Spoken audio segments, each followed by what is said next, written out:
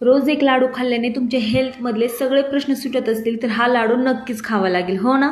तर हा लाडू बनवण्यासाठी मी इथे 2 बीट घेतलेले आहेत आणि 1 नारळ घेतलेला आहे.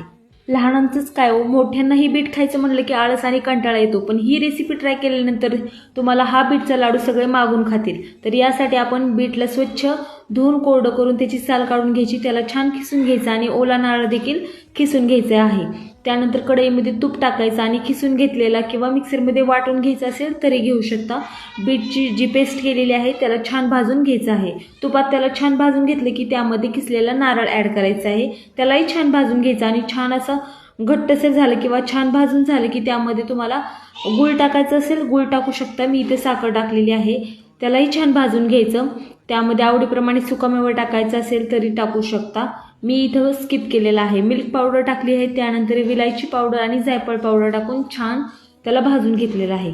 मिश्रण आपलं घट्ट झालं की समजून घ्यायचं ते परफेक्ट प्रमाणामध्ये शिजलेलं आहे, म्हणजेच लाडू छान बनतील. त्यानंतर त्याला थंड करून घ्यायचं आणि तुम्हाला आवडेल असे शेपचे लाडू बनवून घ्यायचे. तुम्ही मोल्डचा वापर देखील करू शकता. लहान मुलांची इम्युनिटी वाढवण्यासाठी किंवा हिमोग्लोबिन वाढवण्यासाठी हे लाडू अतिशय फायदेशीर आहेत. तुम्ही हे लाडू एकदा नक्की ट्राय करा, कोणालाही विश्वास बसणार नाही. हे लाडू बीटपासून बनलेले आहेत, एवढी टेस्टी लागतात. व्हिडिओ आवडला असेल तर लाईक, शेअर आणि आपल्या पेजला फॉलो करा. भेटूया अशा छान रेसिपीसोबत. तोपर्यंत बाय.